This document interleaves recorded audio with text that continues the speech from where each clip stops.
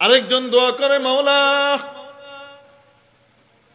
তুমি জানো আমার একটা চাচাতো বোন ছিল, সেই বোনটাকে আমি অত্যন্ত ভালোবাসতাম, খুবই পছন্দ করতাম, তাকে আমি একান্তে পেতে চাইতাম, একান্তে সর্বোচ্চভাবে যেভাবে পাওয়া যায় সেভাবে আমি পেতে চাইতাম। ফাআবাত, কিন্তু সে অস্বীকার করত, সে আমার এই অন্যায় দাবিতে সায় দিত না।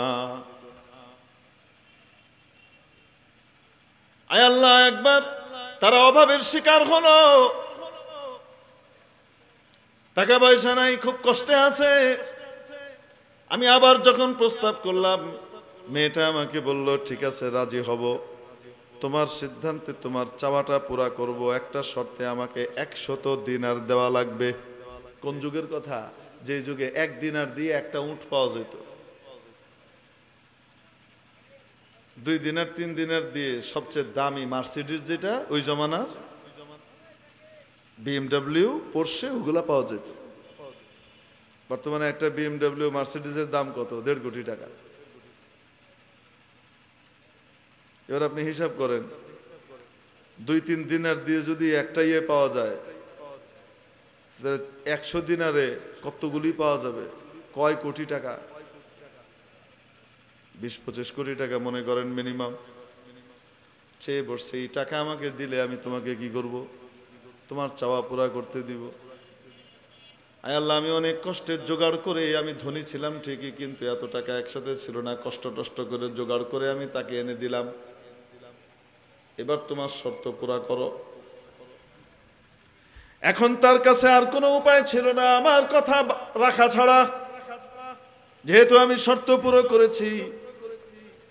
এক পর্যায়ে যখন আমি তার 2 পায়ের মধ্যবর্তী জায়গায় বসা, কোনো আড়াল নাই, কোনো বাধা নাই, কেউ আমাকে আটকাতে পারবে না, আমি পরিপূর্ণ জীবনভর যেটার জন্য লালায়িত ছিলাম সেটা আমি হাতের কাছে পেয়েছি।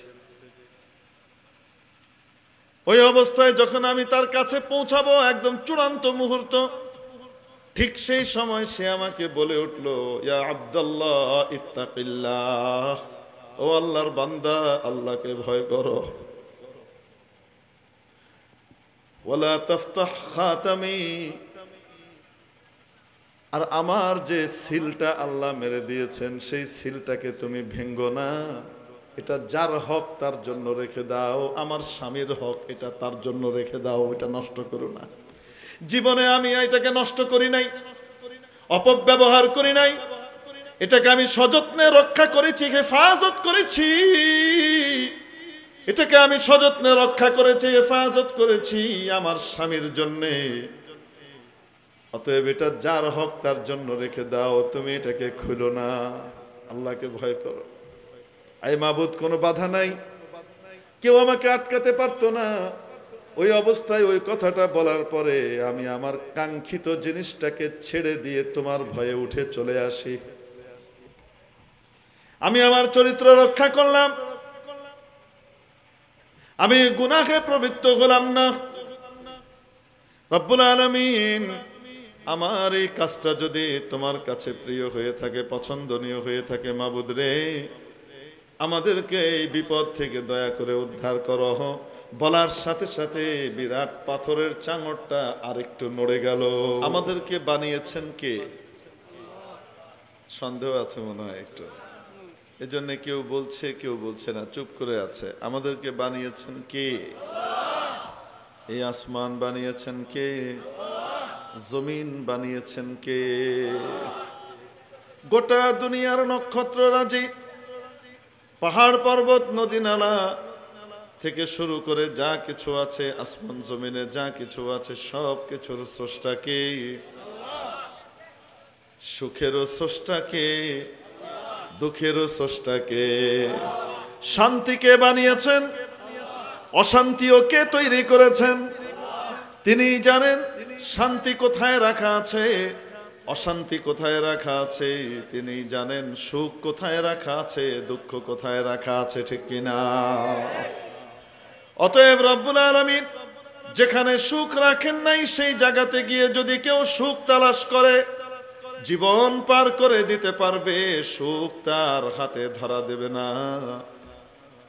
যেখানে মাবুদ শান্তি রাখেন নাই, সে জায়গাতে গিয়ে যদি কেউ শান্তির আশায় ধর্ণা দিতে থাকে, গোটা জীবনের সমস্ত সময়গুলো ব্যয় করে দিতে পারবে, কিন্তু শান্তি অর্জন করা সম্ভব হবে না।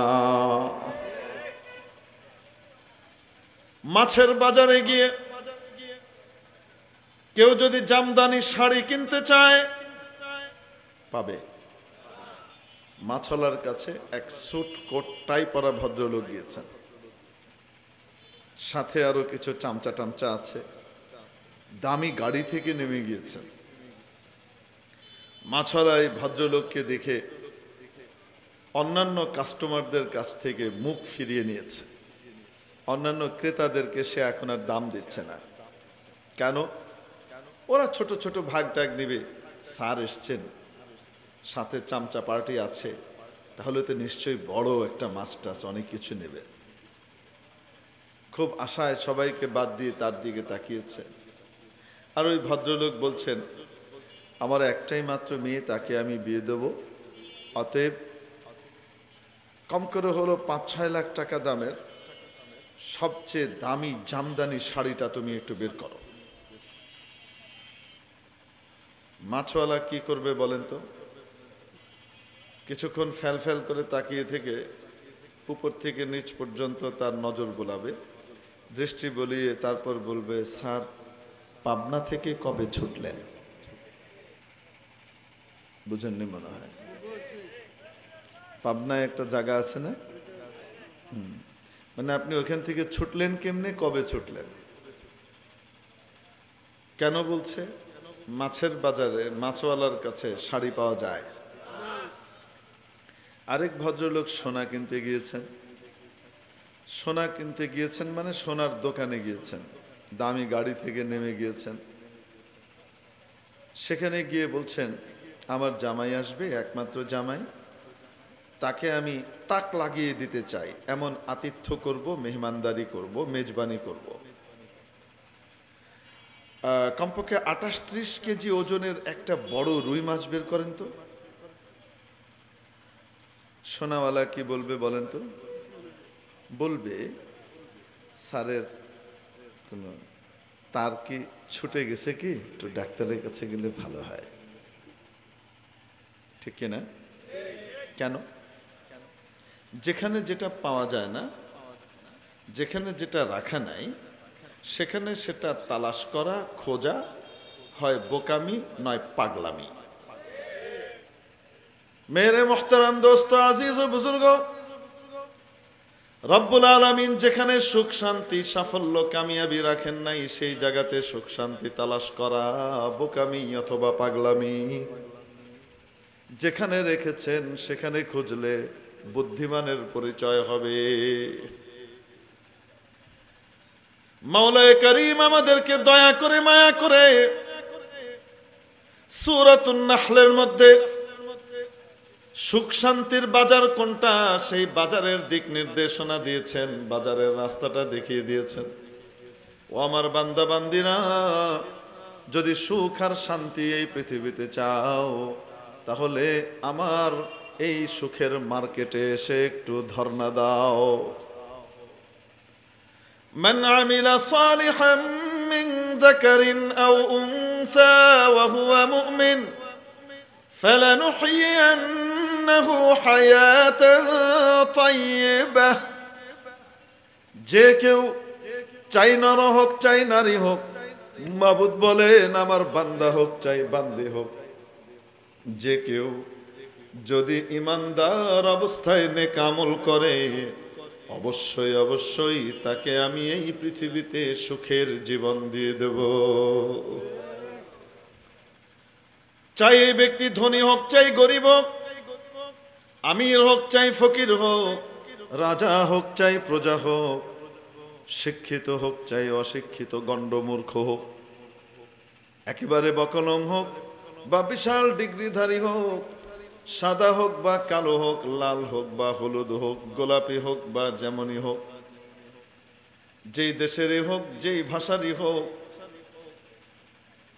যে কালচারেরই হোক, যদি নাকি ইমানদার অবস্থায় নেক আমল করে, তাহলে রব্বুল আলামিন তাকে সুখের জীবন দান করবেন।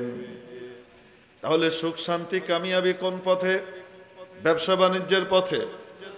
সুখ শান্তি খুঁজলে পাওয়া যাবে বিশাল জমিদারির মধ্যে, সুখ শান্তি খুঁজলে পাওয়া যাবে রাষ্ট্র ক্ষমতার চেয়ারের মধ্যে, সুখ শান্তি খুঁজলে পাওয়া যাবে অন্য কোনো জিনিসের মধ্যে নাকি ঈমান আর নেক আমলের মধ্যে?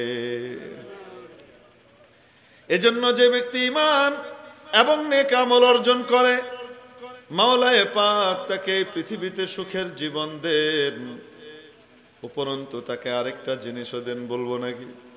ওয়ালানাজজিয়ান্নাহুম আজরাহুম বিআহসানি মা কানু ইয়ামালুন।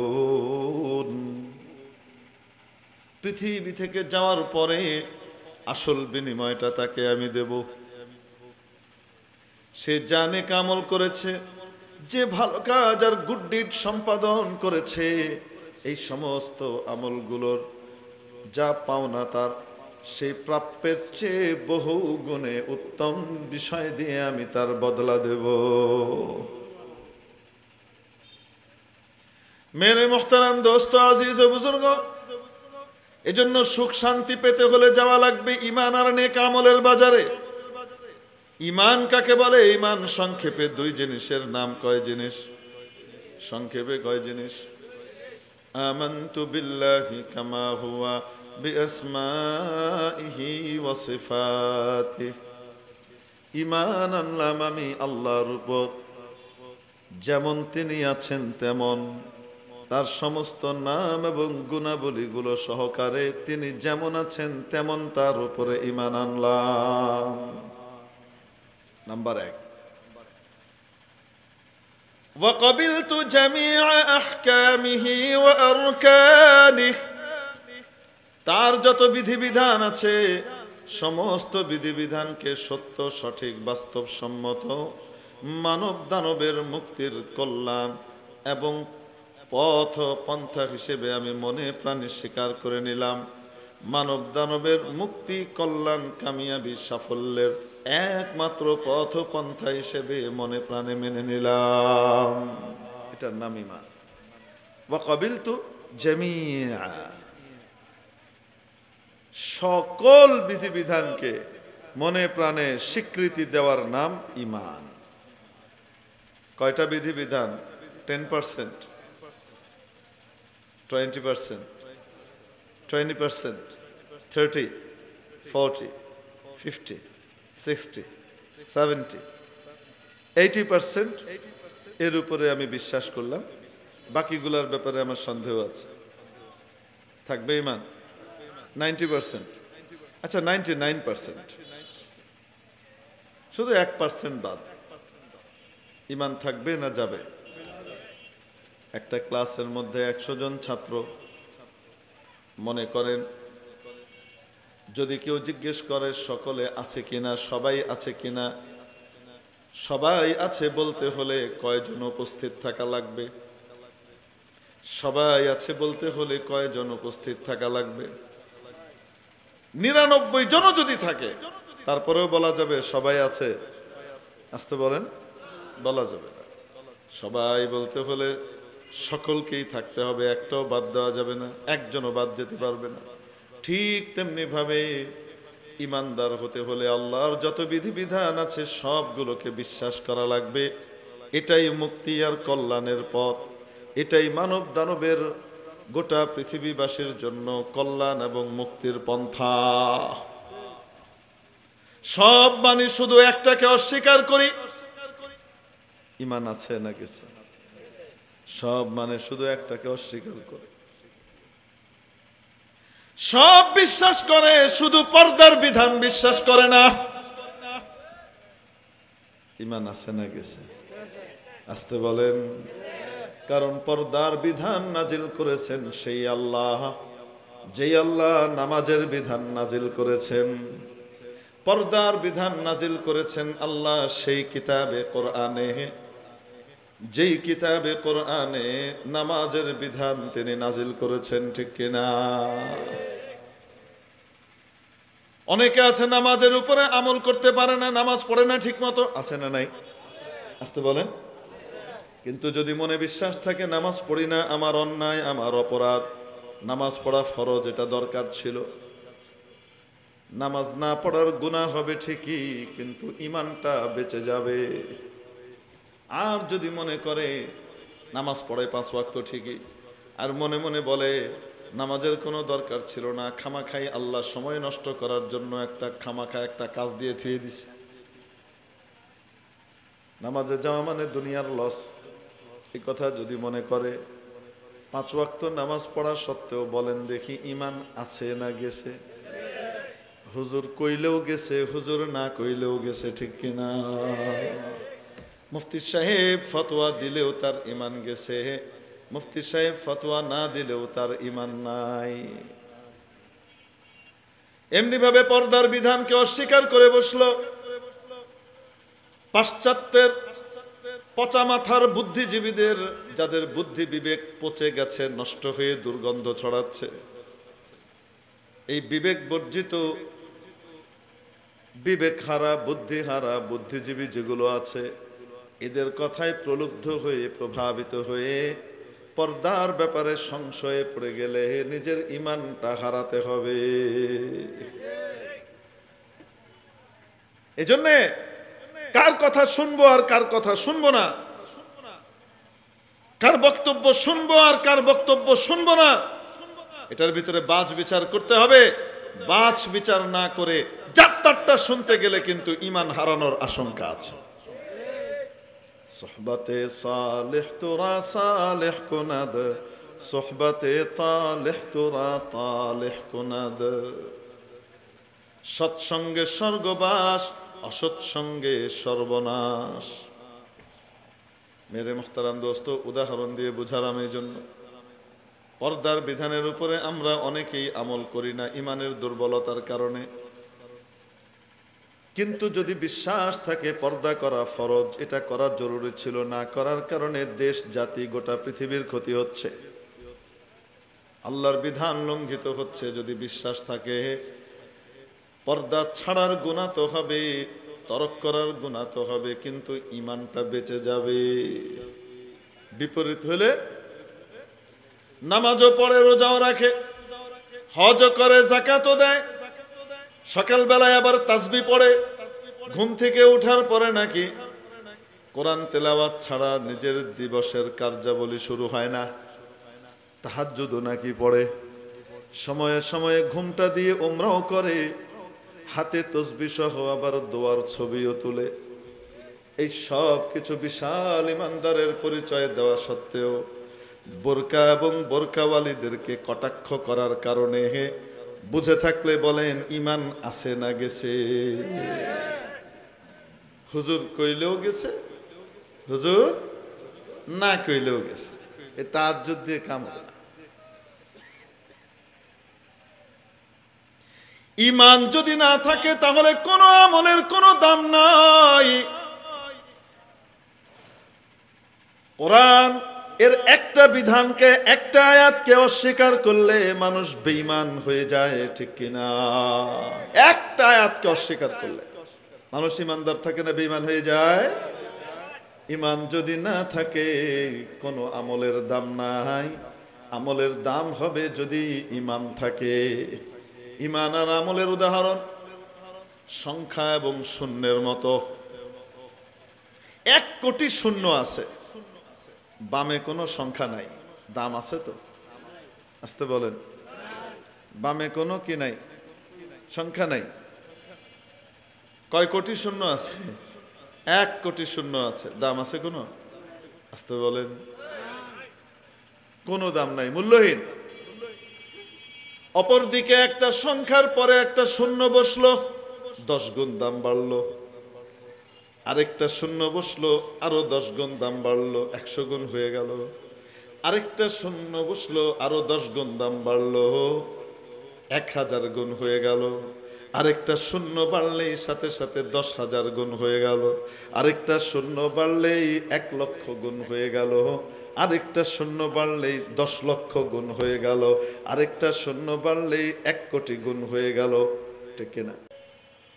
বিনা সংখ্যায় শূন্যের যেমন কোনো দাম নাই, বিনা ইমানে আমলেরও কোনো দাম নাই, কোনো ওজন হবে না।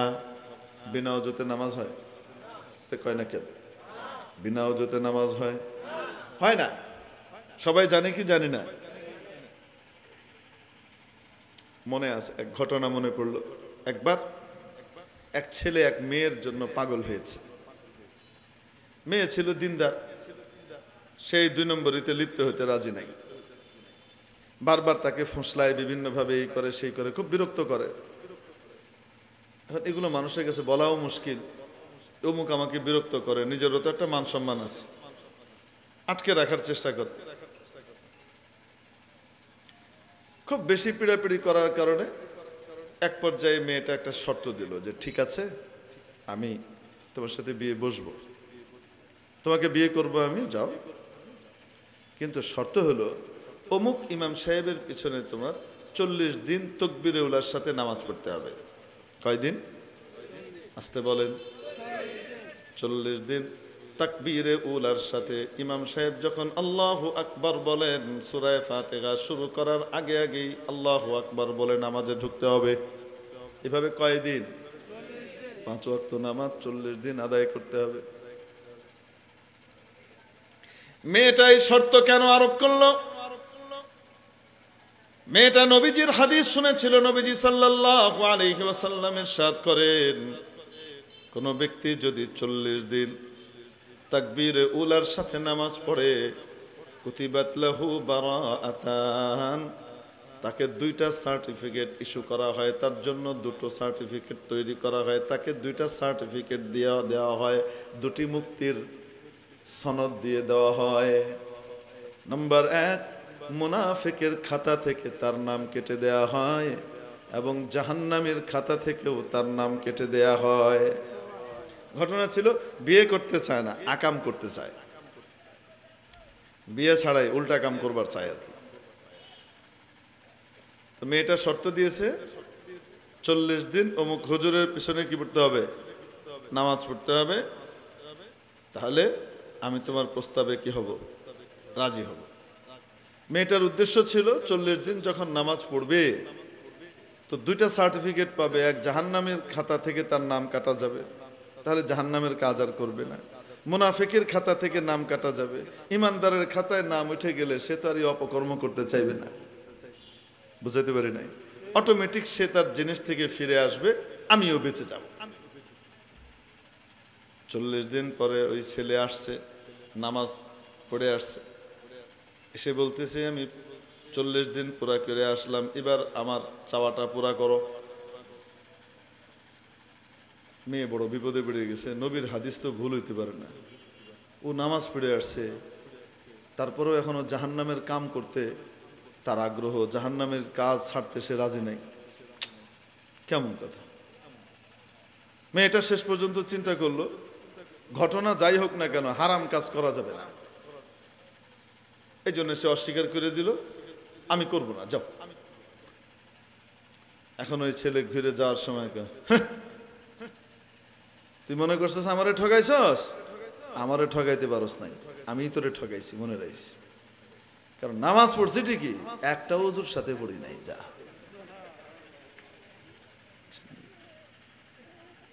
এখন বলেন দেখি, বিনা ওযুতে নামাজ হয়? যদি এই ছেলেটা ওযুর সাথে ঠিক মতো নামাজটা পড়তো তাহলে জাহান্নামের খাতা থেকে নিজের নামটা কাটায় ফেলতে পারতো, ঠিক কিনা? বিনা ওযুতে যেমন নামাজ হয় না, বিনা সংখ্যায় যেমন শূন্যের কোনো দাম থাকে না, ঠিক তেমনি ভাবে বিনা ইমানে কোনো আমলের কোনো দাম থাকে না।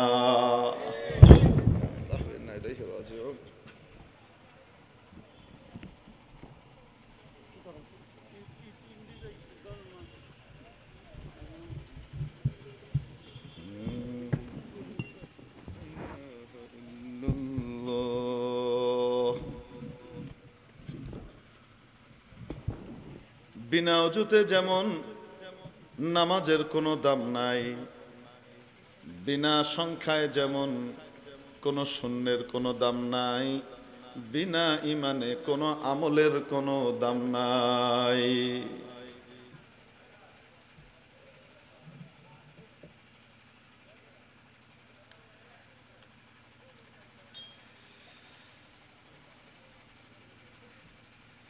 রব্বুল আলামিন কোরআনে কারীমে বলেন, উলাইকাল্লাযীনা কাফারু বিআয়াতি রাব্বিহিম ওয়া লিকাইহি ফাহাবিতাত আ'মালুহুম ফালা নুকিমু লাহুম ইয়াওমাল কিয়ামাতি ওয়াজনা।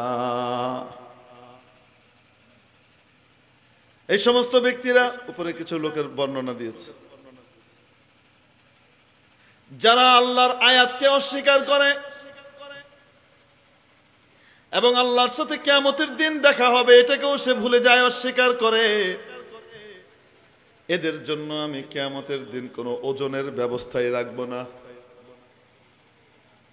বিনা হিসাবে জাহান্নাম, কোন রকমের ওজন হবে না আমলের। আমলের ওজন তো তার হবে যার আমলের দাম আছে। ঈমান যদি না থাকে আমলের দাম নাই, তাই ওজনে হবে না। তার আমলের ওজন হবে যার দাম আছে, যার আমলের দাম আছে। ওজন করার পরে দেখা হবে জান্নাতের আমল বেশি না জাহান্নামের আমল ভারী।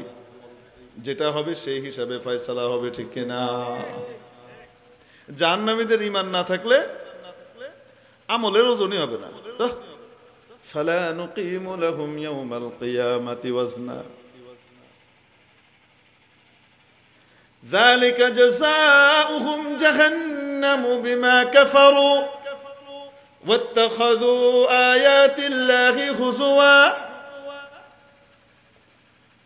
এদের বিনিময় হবে জাহান্নাম, একমাত্র জাহান্নাম। কেননা তারা কি করেছে বলেন? কুফরি করেছে, কাফের ছিল। আল্লাহর আয়াতকে অস্বীকার করলে সে কাফের হয়ে যায়। ওয়াত্তাখাযু আয়াতি ওয়া রুসুলি হুজুয়া। এরা আমার আয়াতগুলোকে অস্বীকার করেছে এবং কি করেছে? এরা কুফরি করেছে এবং তার পাশাপাশি আমার আয়াত এবং আমার রসুলদেরকে বিদ্রুপের পাত্র বানিয়েছে। তাহাজ্জুদ পড়ে, মাথায় ঘুমটা দেয়, তসবিহ টিপে, উমরাও করে, সবকিছু করে, আবার বোরকা নিয়ে কটাক্ষ করে। ঈমান আছে না গেছে? হুজুর কওয়ার কারণে গেল না অটোমেটিক গেছে? এই জন্যই এত হুজুরের এত বয়ান কামে আসে নাই। 16 বছর কামে লাগে নাই। কত হুজুর কত বয়ান করলেন, কত হুজুর কত নসিহত করলেন।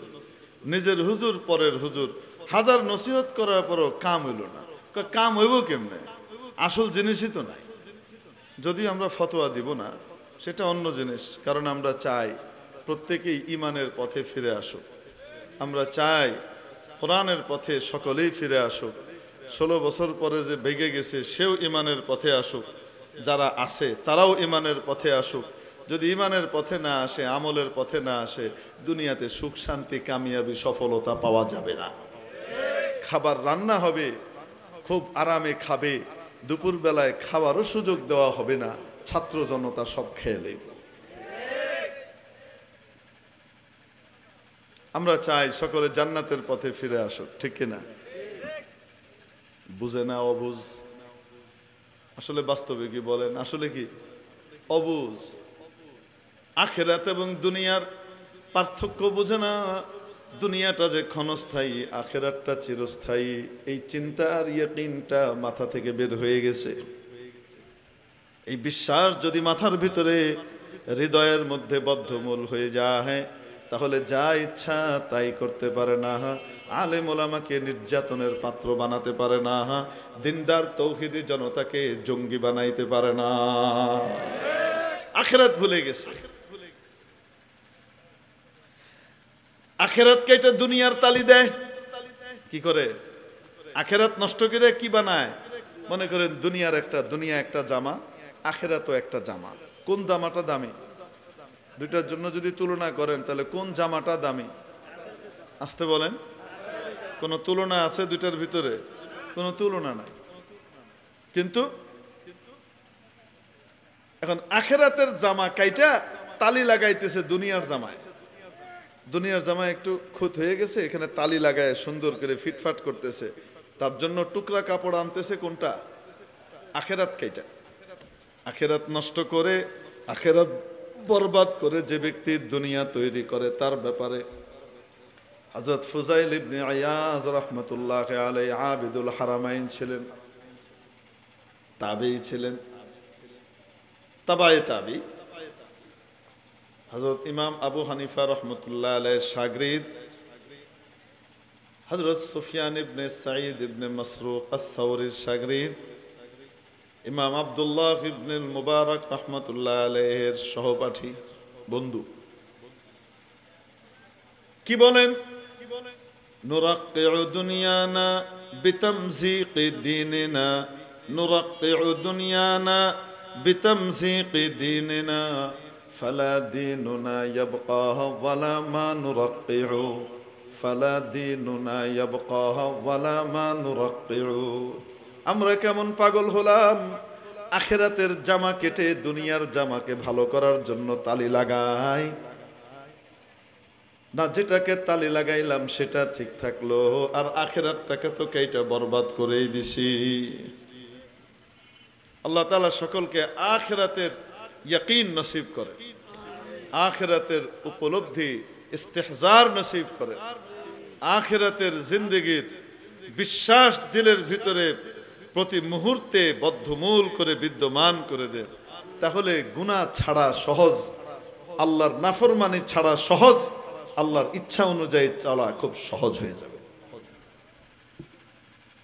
মেরে মুহতারাম দোস্ত আজিজ ও বুজুর্গ, বলছিলাম ঈমান ছাড়া আমলের কোনো দাম নাই। ঈমান কাকে বলে? নাম্বার 1 আমানতু বিল্লাহি কামা হুয়া বিআসমাইহি ওয়া সিফাতিহি। নাম্বার 2 ওয়া ক্বাবিলতু জামিআ আহকামিহি ওয়া আরকানিহি। ইসলামের বিধিবিধানগুলো মানতে পারি আর না পারি, আমল করতে পারি আর না পারি, বিশ্বাস রাখতে হবে এটাতেই কল্যাণ, এটাতেই মুক্তি, এটাতেই কামিয়াবি, এটাতেই সুখ, এটাতেই শান্তি, এটাতেই সাফল্য। আল্লাহ রাব্বুল আলামিন কল্যাণের জন্যই দান করেছিলেন, যদিও আমি আমল করতে পারি নাই। এই বিশ্বাসটা যদি থাকে, ঈমান আছে, বিশ্বাস নষ্ট হলে ঈমান শেষ।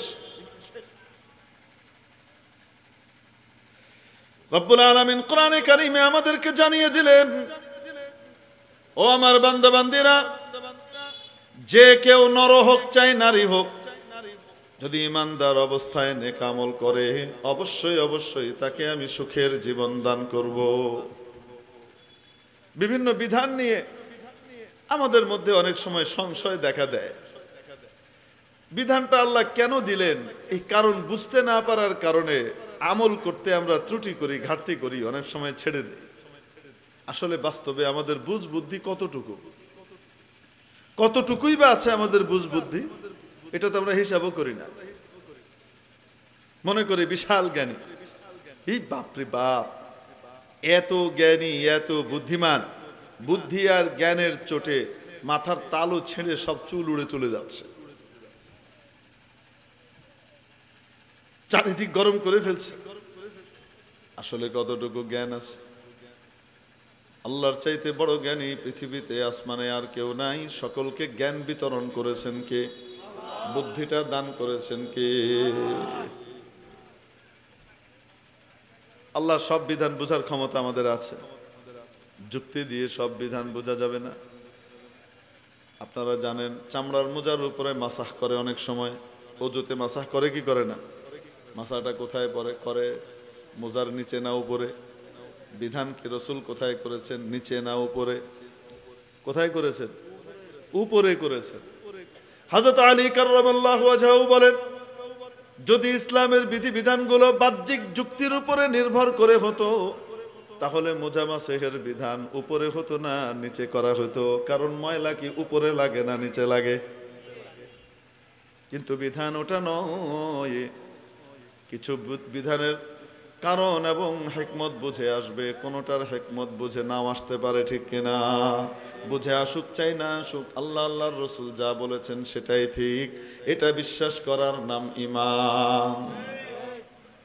এক বড় উদ্ভিদ বিজ্ঞানী গিয়েছেন গ্রামে গবেষণা করতে। তো ওখানে গিয়ে বড় একটা মিষ্টি কুমড়ো দেখেছেন। মিষ্টি কুমড়ো চেনেন তো আপনারা? কি বলে, মিষ্টি লাউ নাকি আপনারা কি বলেন?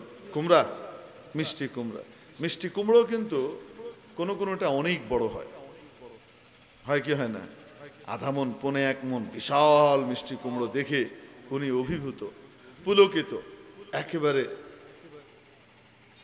মোকাম্মল ভাবে বিস্মিত। আরে বাপরে বাপ, এত বড় মিষ্টি কুমড়ো, এত বড় একটা ফল। এখন এই মিষ্টি কুমড়োর গাছটা কত বড়, ফল যেমন গাছও তেমন হবে। অতএব সে গাছ তালাশ করছে আসমানে, এখানে জমিনে গাছ দেখা যাচ্ছে না। গাছটা কোথায়? আশপাশে দেখা যাচ্ছে না বড় কোনো গাছ। মিষ্টি কুমড়োর গাছ আকাশে তালাশ করলে পাওয়া যাবে? ওটা কোথায় থাকে? তো শেষে খুঁজে পেতে দেখে মিষ্টি কুমড়ার যে গাছ, এই গাছটা একটা লতার মতো কি যেন, আর সর্বসাকল্যে ৮-৯টা পাতা। বুদ্ধিজীবী সাহেব উঠা বসা করেছেন নাস্তিকদের সাথে, মাথা নষ্টদের সাথে, বিবেক বর্জিতদের সাথে, যাদের মাথার মগজে এসে শয়তান পিশাব পায়খানা দুটো একসাথে কম্বাইন্ড ভাবে করেছে। এই টাইপের লোকদের সাথে উঠা বসা করেছে, যার ফলশ্রুতিতে এখন আকল নষ্ট হয়ে উল্টো দিকে দৌড়াচ্ছে। আর উনি বলছেন এই মোল্লাদের আল্লাহর কোনো যুক্তি বুদ্ধি নাই, কত বড় একটা ফল আর তার গাছ কত ছোট, এটা কোনো কথা হলো? যাই হোক, ঘুরে ফিরে আসতে আসতে দুপুর গড়িয়ে গেল। উনি এসে এক বট গাছের ছায়ায় আশ্রয় নিয়ে একটু বিশ্রাম নিচ্ছেন। এখন বট গাছ দেখে উনি আরো বেশি মুগ্ধ এবং অভিভূত। বট গাছ কত বড় চেনেন আপনারা? বট গাছ চেনেন তো? টবে এবং গামলায় লাগানো যায়, হ্যাঁ, ছোট একটা বালতিতে তো লাগানো যায়। আচ্ছা, ছোট বালতিতে না, একটা বড় বালতিতে তো লাগানো যায়। কত বড়? আপনাদের এই যে প্যান্ডেলটা যতটুকু, এটার 3 গুণ বড় একটা বট গাছ হয়, পুরনো বট গাছ। অবাস্তব না বাস্তব? বিশাল বট গাছ দেখে উনি মুগ্ধ। এখন দেখে টেখে উনি চিন্তা করছেন, বাবারে বাবা, এত বড় গাছ, তার ফল না জানি কত বড়। এখন উপরে খুঁজে পেতে দেখে বটের ফল সুপারির চাইতেও ছোট, লাল লাল কি জানি কিরম দেখা যায়। এই সাহেবের বুদ্ধিজীবীর মাথায় এবার আরো খারাপ হলো। এখন বলছে মোল্লাদের আল্লাহর কোনো যুক্তি বুদ্ধি আছে? এই জন্যই তো আল্লাহর ইবাদত করি না। আল্লাহ বাঁচিয়েছেন যে আল্লাহর ইবাদত করি না। মানে ওই যে বাপ মা ছোটবেলায় আল্লাহ বিল্লার কথা কইতো, এই জন্য ওই যে অভ্যাস হয়ে গেছে, আল্লাহ বাঁচিয়েছেন, এই আল্লাহ বিল্লাহ করি না, এই আল্লাহরে মানি না। নিজেই কইতেছে আল্লাহ বাঁচিয়েছেন, আবার কইতেছে কি আল্লাহরে মানি না। বড় অদ্ভুত কথা। তো বলছে এত বড় গাছ, তার এত ছোট্ট ফল, এটা কি কোনো যুক্তিসঙ্গত হলো? আমি যদি আল্লাহ হতাম, ওই মিষ্টি কুমড়োটাকে এই গাছের মধ্যে সেট করে দিতাম, যেমন গাছ তেমন ফল, যেমন ফল তেমন গাছ। এটা ছিল যুক্তিসঙ্গত। যাই হোক, বুদ্ধিজীবী গবেষণায় ব্যস্ত, থেকে একটু বাতাসের নড়াচড়ায় একটা বটের ফল এসে নিচে পড়লো। এই বুদ্ধিজীবীর মাথার মধ্যে এসে টুক করে পড়ল। পড়ার পরে তাকিয়ে দেখে বটের ফল। এবার বুদ্ধিজীবীর আকল বুদ্ধি জাগা মতো আসছে। এখন বলতেছে, আল্লাহ, আপনার যুক্তি বুদ্ধি ঠিক, আমারটা ভুল। যদি আমার যুক্তি বুদ্ধি অনুযায়ী আপনি ওই বিশাল আধমনি মিষ্টি কুমড়াটাকে বটের মধ্যে লাগিয়ে দিতেন, ওটা যখন ছিঁড়ে পড়তো আমার মাথায়, কবর খনন করা লাগতো না, ডাইরেক্ট 3.5 হাত মাটির নিচে চলে যেতাম। আকল জাগা মতো আসছে, কপালে হেদায়েত ছিল, তাই হেদায়েত পেয়ে গেছে।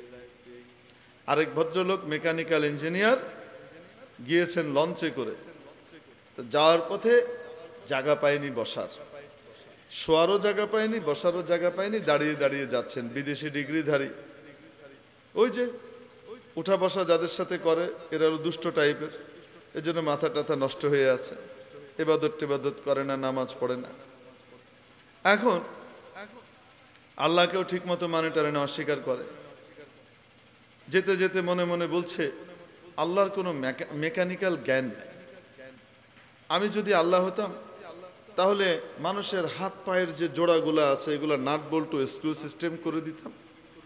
প্রত্যেকেই লঞ্চে ওঠার পরে যার যার হাত পা এগুলা সব খুলে টুলে ব্যাগের ভিতরে রেখে দিত। তো যারা দাঁড়িয়ে আছে তারাও শোয়ার জায়গা পেয়ে যেত। এত বিগ পপুলেশনের একটা দেশ, বৃহৎ জনসংখ্যার দেশে এই তো হাত পা এরকম করে দিলে কত ভালো হতো। এখন ফিক্সড করে দিছে, এটাকে কি করা যায় না? ফিক্সড করে দেওয়ার কারণে এখন কিছুই করতে পারি না। এত বড় জায়গা লাগছে, কেউ শুয়ে আছে তো কেউ দাঁড়িয়ে আছে। যাই হোক, এভাবে চলতে চলতে লঞ্চে করে যাচ্ছে, কোন সময় ঘুমটুম এসেছে, বসে পড়েছে, হাতে ব্রিফকেসটা ঠিকই সযত্নে হেফাজত করছে, ঘুমিয়ে গেছে। সকালবেলায় লঞ্চ যখন ঘাটে ভিড়েছে, হাঁক ডাকে, মাঝি মাল্লার হাঁক ডাক শুনে তার ঘুম ভেঙেছে। ঘুম ভেঙে উঠে স্যুটকোটটাই টান টান করে ঝেড়ে টেড়ে ফিটফাট হয়ে ব্রিফকেসটা নিয়ে নামবে, তাকিয়ে দেখে ব্রিফকেস চোরে নিয়ে গিয়েছে। এখন বুদ্ধি জাগা মতো আসছে আর বলে, আল্লাহ আপনার যুক্তি বুদ্ধি ঠিক, আমারটা ভুল রে মাবুদ।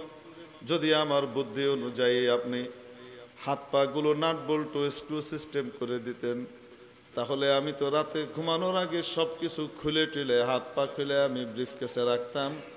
চোর শুধু আমার ব্রিফকেস নিত না, আমার হাত পা গুলাও চুরি করে নিয়ে যাইতো, জীবনের জন্য লুলা হয়ে থাকতাম। এজন্য আমাদের বোধগম্য হোক চাই না হোক, আল্লাহর যে বিধিবিধান আছে ওটার ভিতরেই যুক্তি, ওটার ভিতরেই কল্যাণ, ওটার ভিতরেই মুক্তি, ঠিক কিনা? এটার নাম ঈমান। ঈমানদার অবস্থায় যদি কেউ নেক আমল করে, নেক আমল মানে যে কোনো কাজ নবীর তরিকায় করা। যে কোনো কাজ চাই সেটাকে আমরা দুনিয়ার কাজ মনে করি আর আখিরাতের কাজ মনে করি। আল্লাহর হাবিবের নির্দেশিত পন্থায় যেই কাজ হবে সেই কাজে নেক আমল হবে, ইবাদত হবে। আল্লাহর হাবিবের তরিকা অনুযায়ী যদি কেউ বাথরুমে যায়, টয়লেটে যায়, ওয়াশরুমে যায় আর আসে, তাহলে এই পুরো সময়টুকু ইবাদত হিসেবে লিখে নেওয়া হবে। যে আল্লাহর নবীর তরিকা অনুযায়ী যদি কেউ ব্যবসা বাণিজ্য করে, গোটা ব্যবসার সময়টা তার ইবাদত হিসেবে লিখে নেওয়া হবে। আল্লাহর হাবিবের তরিকা অনুযায়ী যদি কেউ ক্ষেত খামার করে, তাহলে সেই ক্ষেত খামারের মধ্যেও আল্লাহ সওয়াব দান করবেন।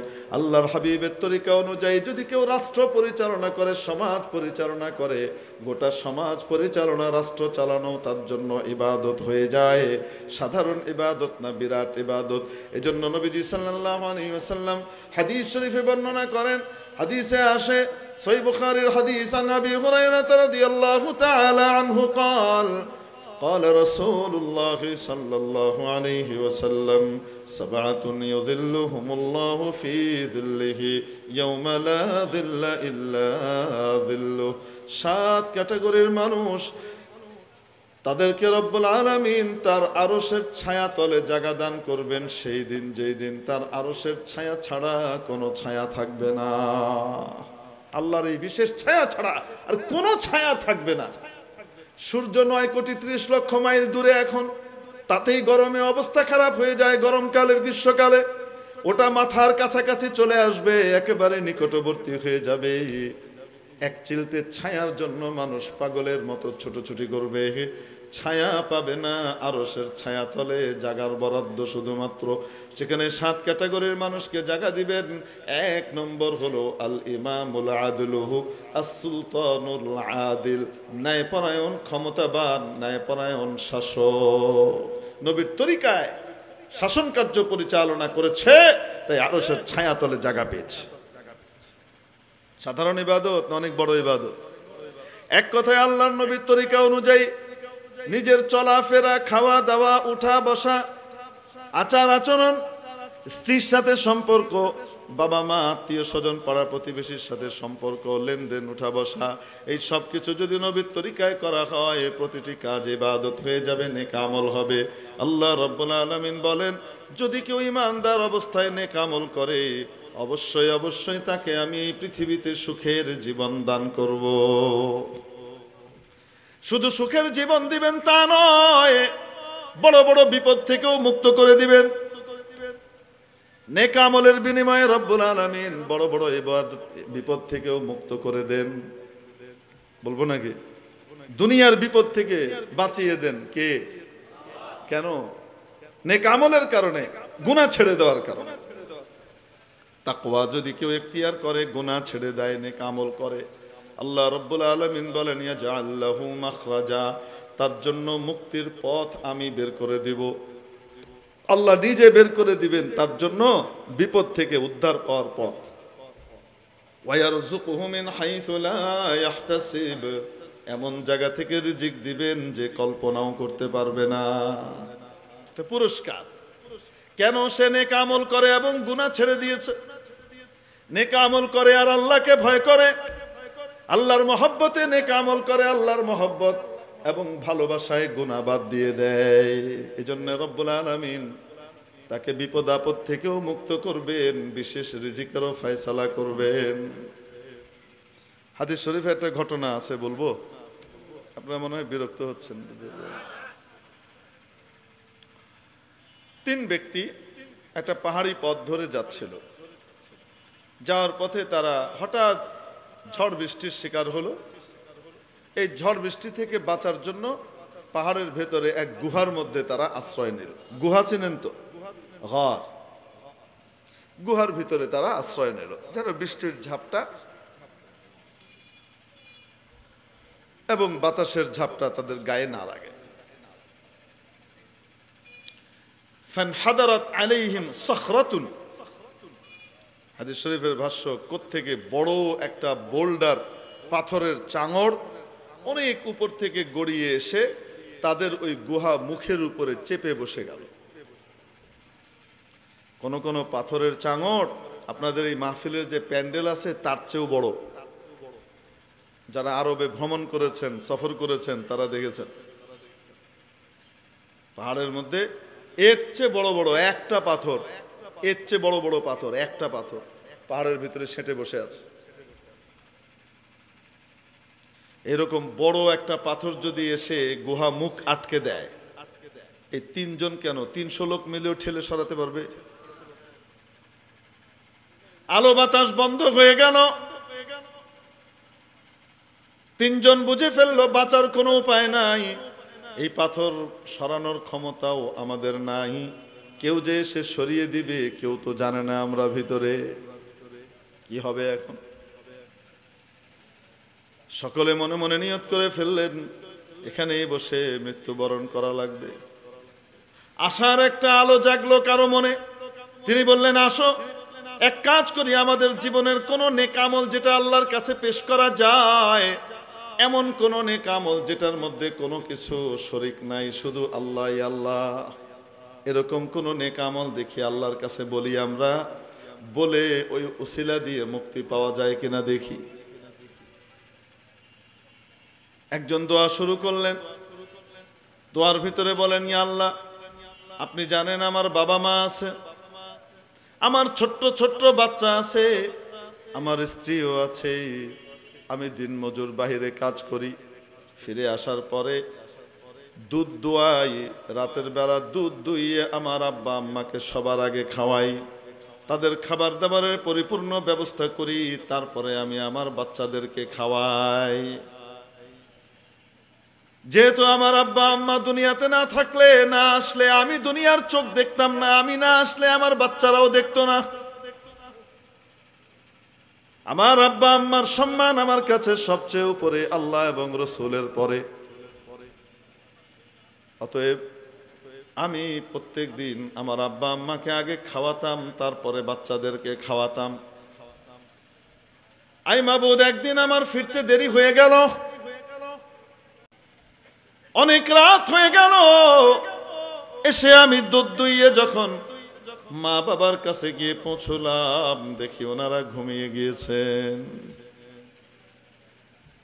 যদি ঘুম থেকে জাগাই আর হয়তো ঘুম নাও আসতে পারে, আবার কখন খিদের চোটে উঠে যান তাও তো বলা যায় না। এজন্য দুধ নিয়ে আমি সেখানে দাঁড়িয়ে থাকলাম। আব্বা আম্মার ঘুম ভাঙলে তারপরে আমি তাদেরকে খাওয়াবো। এর ভিতরে আমার বাচ্চাগুলা ক্ষুধার জ্বালায় অস্থির হয়ে আমার পায়ের উপর গড়াগড়ি করতে লাগলো। বাজান, ক্ষুধার জ্বালায়, জঠর জ্বালায় জীবন যায় প্রায়। বাজান রে, আগে আমাদেরকে একটু খাওয়াইয়া দেন, খুব খিদে লেগেছে। কিন্তু মাবুদ রে, আমি তোমার সন্তুষ্টির জন্য আমার বাবা মাকে সবচেয়ে উপরে প্রাধান্য দিয়েছি, সবার উপরে বাবা মাকে রেখেছি। এই জন্যে আমি আমার নীতি পরিবর্তন করলাম না। আমার কলিজাটা ছিঁড়ে যাচ্ছিল বাচ্চাগুলার কান্না দেখে, তারপরও আমি তাদেরকে না খাইয়ে বাবা মার জন্য অপেক্ষা করেছি। বাচ্চাগুলা কাঁদতে কাঁদতে ঘুমিয়ে গেছে। হাত্তা মাতলাইল ফজর, এভাবেই আমি অপেক্ষা করলাম। ফজরের ওয়াক্ত হয়ে গেল, বাবা মা উঠলেন, তারপরে তাদেরকে দুধ খাইয়ে এরপরে বাচ্চাদেরকে উঠিয়ে আমি খাবার খাইয়েছি। রব্বুল আলামিন, যদি আমার এই কাজটা তোমার কাছে প্রিয় হয়ে থাকে, পছন্দ হয়ে থাকে, এই মাযিক থেকে, এই বিপদ থেকে আমাদেরকে তুমি মুক্তি দাও। বলার সাথে সাথে বিশাল বড় পাথরটা কেমন যেন নড়ে উঠলো। নড়ে ওঠার সাথে সাথে এক চিলতে আলো দেখা যায়, সামান্য বাতাস আসে, শুধু সামান্য একটু আলো আসছে। আরেকজন দোয়া করে, মাওলা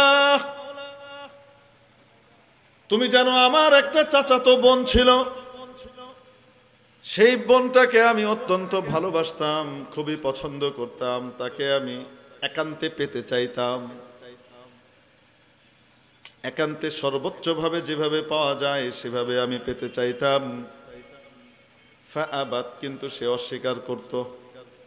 সে আমার এই অন্যায় দাবিতে সায় দিত না। আয় আল্লাহ, একবার তারা অভাবের শিকার হলো, টাকা পয়সা নাই, খুব কষ্টে আছে। আমি আবার যখন প্রস্তাব করলাম, মেয়েটা আমাকে বলল, ঠিক আছে রাজি হব, তোমার সিদ্ধান্তে তোমার চাওয়াটা পুরা করব, একটা শর্তে আমাকে 100 দিনার দেওয়া লাগবে। কোন যুগের কথা? যে যুগে 1 দিনার দিয়ে একটা উট পাওয়া যেত। 2 দিনার 3 দিনার দিয়ে সবচেয়ে দামি মার্সিডিজ, যেটা ওই জমানার BMW, পোর্শে, ওগুলা পাওয়া যেত। বর্তমানে একটা BMW মার্সিডিজের দাম কত? 1.5 কোটি টাকা। এবার আপনি হিসাব করেন, 2-3 দিনার দিয়ে যদি একটা ইয়ে পাওয়া যায়, 100 দিনারে কতগুলি পাওয়া যাবে? কয় কোটি টাকা? 20-25 কোটি টাকা মনে করেন মিনিমাম। চেয়ে বসছে, এই টাকা আমাকে দিলে আমি তোমাকে কি করব? তোমার চাওয়া পুরা করতে দিব। আয় আল্লাহ, আমি অনেক কষ্টের জোগাড় করে, আমি ধনী ছিলাম ঠিকই, কিন্তু এত টাকা একসাথে ছিল না, কষ্ট করে জোগাড় করে আমি তাকে এনে দিলাম। এবার তোমার শর্ত পুরা করো। এখন তার কাছে আর কোনো উপায় ছিল না আমার কথা রাখা ছাড়া, যেহেতু আমি শর্ত পুরো করেছি। এক পর্যায়ে যখন আমি তার 2 পায়ের মধ্যবর্তী জায়গায় বসা, কোনো আড়াল নাই, কোনো বাধা নাই, কেউ আমাকে আটকাতে পারবে না। আমি পরিপূর্ণ জীবনভর যেটার জন্য লালায়িত ছিলাম সেটা আমি হাতের কাছে পেয়েছি।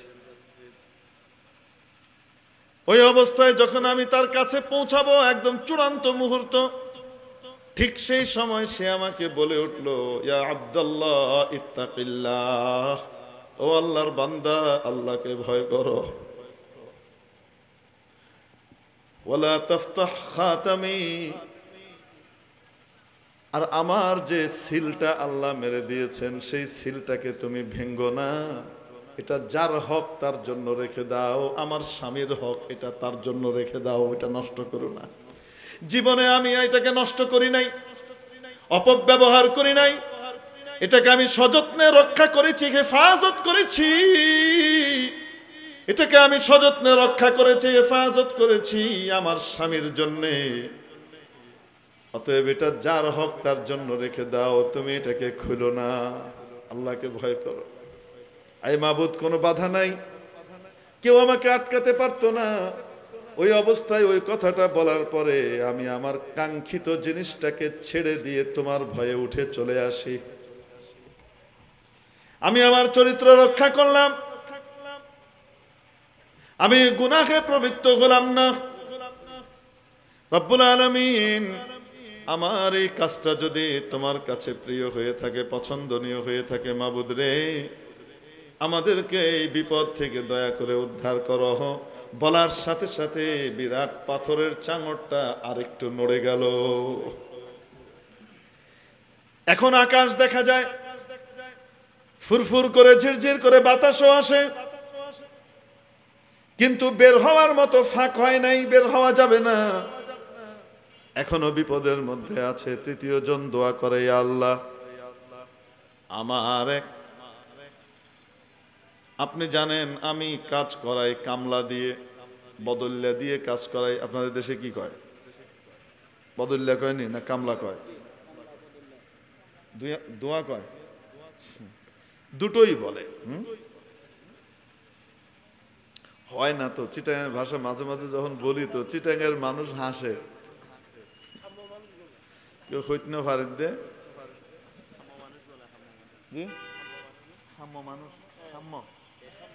আচ্ছা খাম্য মানুষ বুঝতে না, খাম্য মানুষ। আল্লাহ আমি কামলা রেখেছি, কাজ করবার জন্য দিন মজুর রেখেছি, সবাই যার যার বিনিময় নিয়ে চলে গেছে, একজন সে বিনিময়টা নিল না। তার যে মজুরি, যেটা স্বাভাবিকভাবে সকলকে দেওয়া হয় সেটাই তাকে দেওয়া হয়েছে, কিন্তু সে নিল না। আছে না কিছু মানুষ, এখান থেকে এখানে রিক্সা ভাড়া মনে করেন 10 টাকা, আপনি জিজ্ঞেস করে উঠলে 10 টাকাই, জিজ্ঞেস ছাড়া উঠছেন ওখানে গিয়ে কেউ 20 টাকা দেন। আছে না নাই? কেউ কেউ এরকম করে, সবাই না আলহামদুলিল্লাহ, অনেকে আবার আছে যা সেটাই দেয়, আবার কেউ কেউ আছে বলে আপনার যা ইচ্ছা সেটাই দেন। এরকম লোককে 10 টাকার জায়গায় মানুষ 20 টাকা খুশি হয়ে দিয়ে দেয়, কিন্তু ওই যে হাইজ্যাক করে যেটা নিবার চায় ওইটার জন্য বদদোয়া দেয়। ঠিক কি ঠিক না? এখন ওই একদিন মজুর, তার যে স্বাভাবিক পাওনার মজুরি যেটা আমি তাকে দেওয়ার কথা যখন দিলাম সে নিল না। কিছু ফসল দিয়ে দেওয়ার কথা ছিল, সেই ফসল সে কি করলো না, নিল না, সে রেখে চলে গেছে এক ফারাক দিয়ে। সে রাগ করে থুয়ে চলে গেল, নেন আপনার জিনিস আপনি রাখেন, লইলাম না আমি, কয়ে গেছে গা, হেডাম দেখাইছে। আয় আল্লাহ, তার ওই রেখে যাওয়া জিনিসটাকে আমি সযত্নে সংরক্ষণ করলাম, এবং যেহেতু তার জিনিস এটা তো নষ্ট হয়ে যাবে, যেন নষ্ট না হয় এটাকে আমি ব্যবসায় কাজে লাগাইলাম। কিভাবে? এটা দিয়ে আমি ক্ষেত করলাম, চারা টারা তৈরি করলাম, জ্বালা ফেললাম, ক্ষেত করলাম, ফসল হইল, সেই ফসল দিয়ে আরো ফসল করলাম, তাই দিয়ে তারপরে গরু কিনলাম। গরু একটা থেকে আস্তে আস্তে হইতে হইতে গরুর বিশাল পাল হয়ে গেল। বিশাল গরুর পাল পালবার জন্য, এগুলোকে লালন পালন দেখাশোনা করবার জন্য রাখাল দরকার, সেই রাখালও কিনলাম। বিরাট গরুর পাল এবং রাখাল, এই সব কিছু কার টাকা দিয়ে হয়েছে? তার ওই রেখে যাওয়া ফসল দিয়ে। মনে করেন 1000 টাকার ফসল ছিল, হ্যাঁ ধরেন, সে কয় না আমি 1000 টাকা নিব না, আমার 1500 টাকা দেওয়া লাগবে। তো উনি 1500 টাকা দিতে কি হন নাই, রাজি হন নাই। তখন ওই 1000 টাকার জিনিস কাজে লাগিয়ে লাগিয়ে লাগিয়ে বিশাল গরুর পাল হয়ে গেছে। এখন গরুর পাল, একটা গরুর দাম কি 1000 টাকা? কত? ওই বাপরে বাপ, তো গরুর পালের দাম তো কয়েক লাখ টাকা। অনেক বছর পরে ওই লোক ফিরে আসলো, এসে আমাকে বলতে লাগলো, ইয়া আব্দুল্লাহ ইত্তাকিল্লাহ, ও আল্লাহর বান্দা, আল্লাহকে ভয় করো, আমার যে মজুরি ছিল সেটা দাও। ঠিক আছে, ওইটাই দাও, যেটা মজুরি ছিল কি করো সেইটাই দাও। তখন লয় নাই, এখন আবার নিতে আসছে, তার মনে পড়ছে। আমি তাকে সাথে করে নিয়ে গরুর পালের কাছে গেলাম, মাঠে গিয়ে তাকে দেখাইলাম, এই যে তোমার মজুরি, এগুলা তুমি নিয়ে যাও। সে আমাকে বলে, আতাস্তাহজিউ বি, তুমি কি আমার সাথে ঠাট্টা করছো নাকি, মস্করা করো নাকি? 1000 টাকার জায়গায় 1500 টাকা চাইছিলাম, তাই দাও নাই, আর এখন লক্ষ লক্ষ টাকা আমারে মজুরি হিসেবে দাও, কি পাগলের প্রলাপ নাকি? আমি তাকে বললাম, না, তোমার ওই জিনিসটাকে আমি কাজে লাগিয়ে ওইটার থেকেই এইগুলা ইনকাম হয়েছে, অতএব এটা আমার না, এটা তোমার, তুমি নিয়ে যাও। তোমার রেখে যাওয়া আমানতটাকে আমি কাজে লাগিয়েছি, আমানত নষ্ট করি নাই। আয় আল্লাহ, সে সকল গরুর পাল এবং পুরা রাখাল টাকাল সব সহ নিয়ে চলে গেল, আমাকে একটা কিছু দিয়ে যায়নি। আয় আল্লাহ, আমি তাকে একবারও বাধা দেই নাই, কোনো কিছু বলি নাই। মাবুদ রে, আমার এই কাজটা যদি তোমার কাছে পছন্দ হয়ে থাকে, আজকের এই মহা বিপদ থেকে আমাদেরকে তুমি উদ্ধার করো। বলার সাথে সাথে গোটা পাথরটা ওখান থেকে সরে গেল, গুহামুখ খুলে গেল, তারা বের হয়ে আসলেন। যদি কেউ ইমান এর সাথে নেক আমল করে, দুনিয়াতে আল্লাহ অন্তরের মধ্যে সুখ তো দিবেনই দিবেন, বিপদ আপদ থেকেও মুক্ত করে দিবেন। তাকওয়া এর কারণে, গুনাহ থেকে বাঁচবার কারণে, আল্লাহর ভয় মনে রাখবার কারণে সমস্যার থেকেও সমাধান করে দিবেন, ঠিক কিনা? আল্লাহ রাব্বুল আলামিন আমাদেরকে আমল করবার তৌফিক দান করেন। ওয়া আখিরু দাওয়ানা আনিল হামদুলিল্লাহি রাব্বিল আলামিন। আসসালামু আলাইকুম ওয়া রাহমাতুল্লাহি ওয়া বারাকাতুহু। আমিন। اللهم لك الحمد كله ولك الشكر كله وإليك يرجع الأمر كله علانيته وسره। মাবুদ রে, জীবনের সমস্ত গুনাহগুলোকে মাফ করে দেন। যারা হাত উঠিয়েছেন প্রত্যেকের মনের নেক বাসনা পুরো করে দেন। অসুস্থদেরকে সুস্থ করে দেন, ঋণগ্রস্তকে ঋণমুক্ত করে দেন, অভাবীর অভাবকে দূর করে দেন। মাওলা রে, জীবনে যত রকমের অন্যায় করে ফেলেছি, সমস্ত অন্যায় থেকে আমাদেরকে আপনি মুক্তি দিয়ে দেন। আয় আল্লাহ, বিবাহের সমস্যায় যারা ভুগছেন তাদের জন্য উত্তম জোড়ের ব্যবস্থা করে দেন। আয় আল্লাহ, একতা যুব সংঘকে এক ও নেক হওয়ার তৌফিক দান করেন। আয় আল্লাহ, তাদের এই খাদামাতকে, এই অবদানকে, এই কাজকে আপনি কবুল ও মঞ্জুর করে নেন। আয় মাওলা, ইরফান অসুস্থ, তাকে আপনি মেহেরবানি করে পরিপূর্ণ সুস্থতা নসিব করে দেন। পরওয়ারদিগারে আলম, মেহেরবানি করে আমাদের আব্বা আম্মাকে মাফ করে দেন, তাদের নেক হায়াত দারাজ করে দেন, তাদের খেদমত গুজার সন্তান হবার তৌফিক দান করেন। আয় আল্লাহ, এখানে অনেকে আছেন যাদের মা নাই, বাবা নাই, জানি না অন্ধকার কবরে তাদের সাথে কি আচরণ হয় রে মাবুদ। যদি কোনো গুনাহের কারণে সাজার ফয়সালা হয়ে থাকে, আজকের এই মহতি মাহফিল থেকে আয় আল্লাহ আপনার দরবারে আরজি জানাই, করজোড়ে নিবেদন জানাই রে মাবুদ, মিনতি জানাই, এই মুহূর্ত থেকে আমাদের বাবা মার কবরকে জান্নাতের বাগান বানিয়ে দেন। আয় আল্লাহ, আমাদের বাবা মা, আত্মীয় স্বজন, ভাই বোন, বন্ধু বান্ধব, পাড়া প্রতিবেশী, শরীয়ত শুভানুদ্দায়ী যারা এই দুনিয়া থেকে বিদায় নিয়ে চলে গেছেন, বসন্তি ইমান সবাইকে মাফ করে দেন। আয় আল্লাহ, তাদের এবং আমাদের আখিরাতের ঘাটিগুলোকে আপনি মেহেরবানি করে সহজ করে দেন। রব্বুল আলামিন, হাউজে কাউসারের পানি আপনার হাবিবের পবিত্র হাত থেকে পান করিয়ে দিয়েন, হাবিবের বিশেষ সুপারিশ নসিব করে দিয়েন। মাওলারে, আপনার আরশের ছায়াতলে জায়গা বরাদ্দ দিয়ে দিয়েন। আয় আল্লাহ, বিনা হিসাবে জান্নাতুল ফেরদাউস আমাদেরকে নসিব করে দিয়েন। মাবুদরে, মৃত্যুর সময় আমাদেরকে বেঈমান করে মেরেন না, নাফরমানিরত অবস্থায় নিয়েন না। আয় আল্লাহ, আযাব গজবের শিকার করে নিয়েন না। মাওলারে, সেই কঠিন সময়ে আমাদের হৃদয়ের গভীর থেকে, অন্তরের অন্তঃস্থল থেকে, শরীরের প্রতিটি রক্ত কণিকা থেকে, আয় আল্লাহ, প্রতিটি অণু পরমাণু থেকে ধ্বনিত করে দিয়েন, জারি করে দিয়েন সে মুক্তির কালিমা, মধুর কালিমা, লা ইলাহা ইল্লাল্লাহু মুহাম্মাদুর রাসূলুল্লাহ। ওয়া সাল্লাল্লাহু আলা সাইয়্যিদিনা মুহাম্মাদ ওয়া আলিহি ওয়া আসহাবিহি আজমাইন। আমিন আমিন আমিন বিরহমাতিকা ইয়া আরহামার